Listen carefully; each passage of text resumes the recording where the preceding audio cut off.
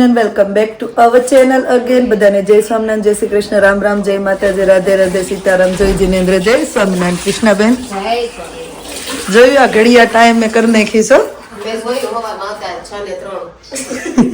પણ બા હું કે 24 કલાકની સાયકલ છે એટલે ગણી લેવાનું. 16 થયા એટલે 4 ને 28 થઈ છે. જય સ્વામિનારાયણ.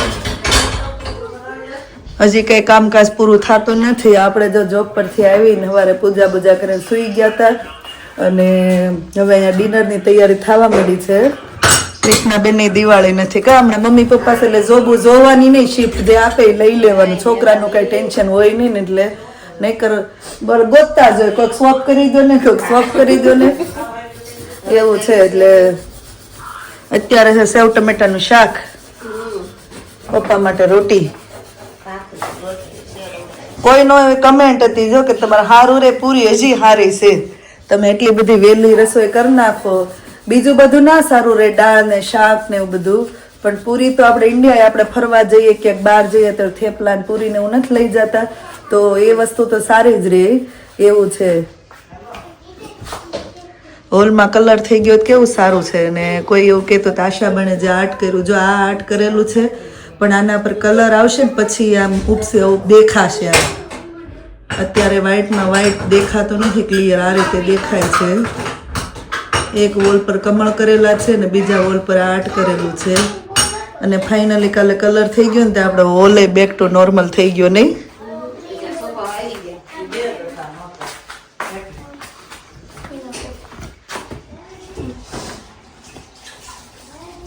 બ્લોગ ઘરેથી ચાલુ કર્યો તો પણ પછી ઉઠીને જોબે જવાનું હોય ને એટલે તડબડાટી કામ કરવાનું હોય. તો હમણાં બાન દાદા છે સારું છે ને, થોડું કર્યા કરે. ઈ કર્યા કરે ને આપણને મોટિવેટ કરે. હવે થાક્યા છે કારણ કે ઘર લીધું ત્યારનું આમનું કામ ચાલુ છે, પણ ઈ આપણને એમ કર્યા કરે કે આ કરી નાખો એવું છે. એટલે કઈ ઈ હવે મોટિવેટ કરે છે. ઈ આપણને એમ કે આ કરી દે ને, નો આવડતો ઈ આપણને કે, અને એને આવડતો એ સામે કરતા હોય એટલે આપણને એમ થાય કે લાઈને હવે કરી નાખવી એવું થયું છે. નહીતર હવે બધા ઠાયકા છે. અમે ચારે નિકુંજ, આશીષ, કૃષ્ણા. તમારું કેમ છે? આજ સવારે કોણ કેતું હતું કે આખું શરીર દુખે છે?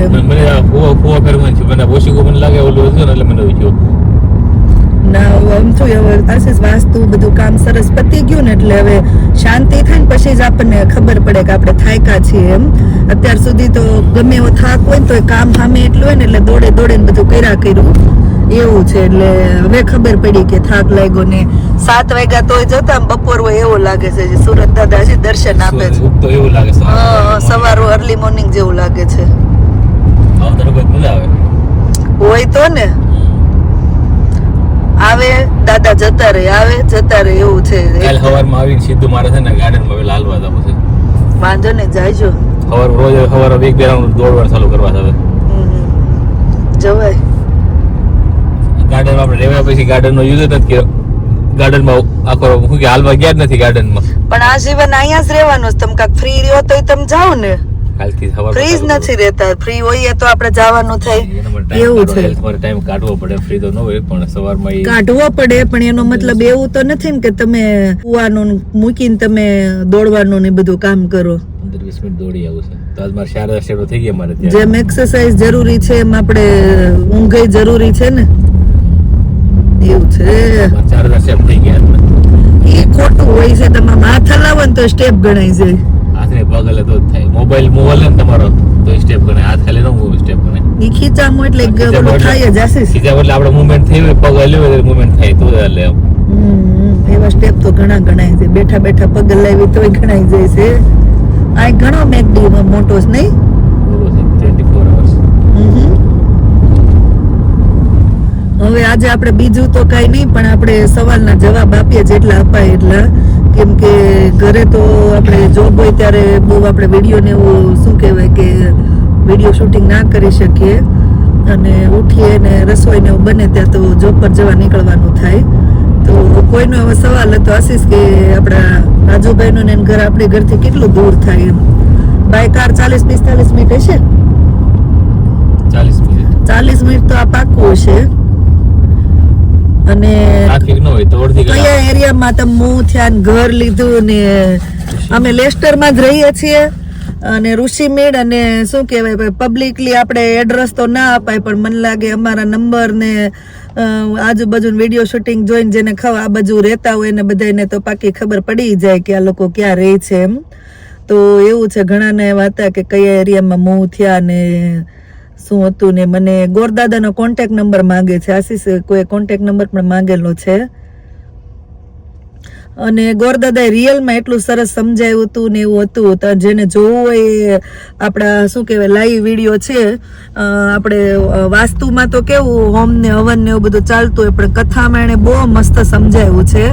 તો કદાચ જેને જોવું હોય કે દાદા કેવું સમજાવે છે કઈ રીતે પૂજા ને એવું કરાવે તો આપણા લાઈવ આઈ થિંક 3 વિડીયો છે, 2 મોટા છે ને એક 15-17 મિનિટનો છે. વચ્ચે વચ્ચે ફોન બંધ થઈ જતો તો જેને જોવું હોય જોઈ શકે છે. કોઈ માગેલું છે કે શું કહેવાય કે દાદાનો નંબર આપવાનો એમ તો આશીષ પાસે હોય, મારી પાસે જ નથી. તો ફ્રી થશે ત્યારે આપો. દાદાનો નંબર માંગ્યો છે, કાર્પેન્ટરનો નંબર માંગ્યો, કોન્ટ્રાક્ટરનો નંબર માંગ્યો છે. શાંતિથી બેસે ત્યારે આપવો પડશે. મારો નંબર આપી દે પછી જાય તમારો નંબર આપીને પછી પૂજા કરવા જાય, કાર્પેન્ટ કરવા જાય, કરવા માટે જાય તો તમારે બીજા ન બોલાવવા પડ્યા હોત ને તમે બધું કામ કરતા હોત તો. એને કે ઘરની ઓલું પોલીસના છોકરા પોલીસથી ન બીવે એમ નહીં તો સોન નથી એને કાન વિંધો હોય નથી બીજા કોઈ પાસે આવવું પડે, પોતે હાથે એનો કાન નો વિંધી ગયો. કાઈ ને જે જરૂર હોય ને એ કેજો આશીષ કે એમ ઈ આવશે આ બધું કામ કરવા.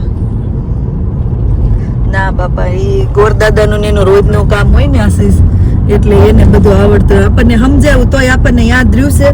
આપણને ખાલી ગબીલ શું કહેવાય અબીલ ને ગુલાલ ને હળદર ને એનું સમજાવ્યું ઈ યાદ છે કે અબીલ શેના માટે હતું, ગુલાલ નું એકનું યાદ છે કે શું કહેવાય કે લવ માટે હતું અને ટર્મરિક હેલ્થ માટે હતું ને એવું. અમે તમને જેમાં હેલ્થ ઓલું કરીએ તમે હેલ્થ પ્રોવાઈડ કરજો. એટલે આ બધું કેવું છે અમુક સમય આવું આપણે કથા વાર્તા પૂજા ને કરતા રહીએ ને તો આપણને આમ તાજું થયા કરે એવું છે, બધું ચાલ્યા કરે. કોઈનો એવો પણ સવાલ છે કે ગિફ્ટ બતાવજો એમ.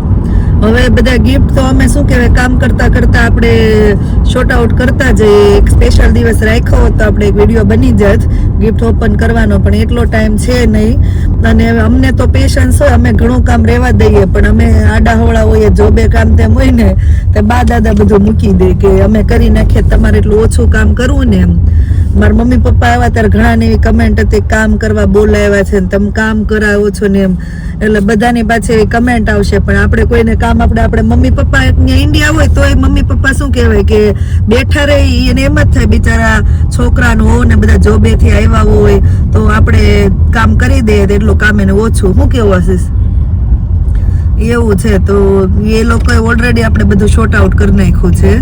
તો બધું તો ગિફ્ટ લગભગ બધી ઓપન થઈ ગયા ને એટલે ગિફ્ટ બતાવવાનો તો કઈ સવાલ નથી પણ જ્યારે હું યુઝ કરીશ ને વચ્ચે વચ્ચે આવશે ને ત્યારે આપણે બોલતા કે તમને જણાવશું કે આપણે ગિફ્ટમાં આવ્યું છે પણ મને લાગે આપણે ગિફ્ટમાં આવ્યું એ કહીએ બરાબર છે, નામ ના દેવા જોઈએ કોઈને હે ને.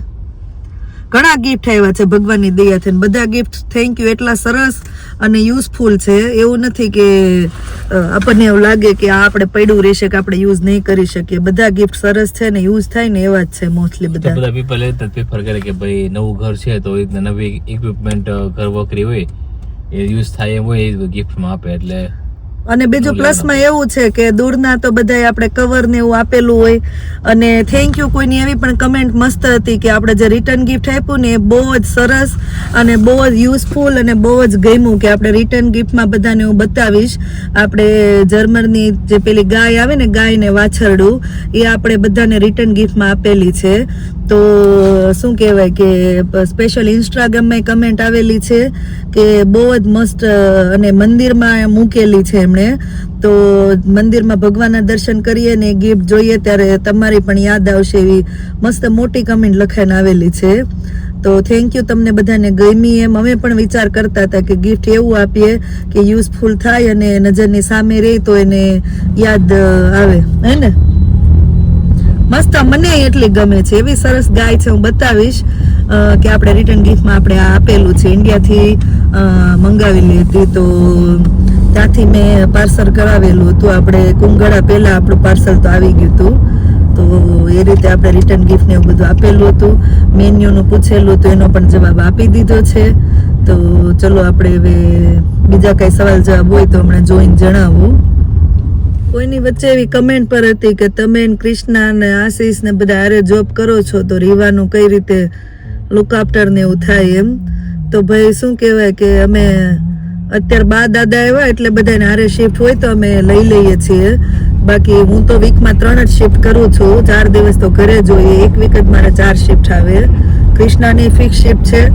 આશીષના રોટા આવે ત્યારે જો આમ તેમ હોય તો સ્વપ કરી નાખીએ છોકરાઓ પાસે, કેમ કે હવે 2-3 મહિના રહ્યા છે પછી નિર્વા બધાનું લુક આફ્ટર કરવા અલાવ થઈ જશે ને અમારા છોકરા ડાયા અને સમજેલાય છે એટલે અમને એ કાંઈ ટેન્શન નથી. હું કેવું આશીષ, આપણે આ બાજુ લેવાનું થાય, અમારું ઉતરવાનું થશે. એટલે ચલો હવે આજે આટલા સવાલ જવાબ આપ્યા છે અને બાકીના સવાલ જવાબ નેન્સલ મંડલે ઉતરશું. બાકીના સવાલના જવાબ આપણે પછી આગળ આપતા રહીશું આ રીતે. જ્યારે આપણે જોબ હશે ત્યારે તો આપણે અહીંયા બ્લોગનો એન્ડ કરી દઈએ. મળીએ પછી નવા બ્લોગમાં. Thank you for watching and C you hour next blog. જો બ્લોગ સારા લાગતા હોય તો જલ્દીથી લાઈક, શેર એન્ડ સબસ્ક્રાઇબ કરી દેજો. ધ્યાન રાખજો તમારું. Good night and bye bye.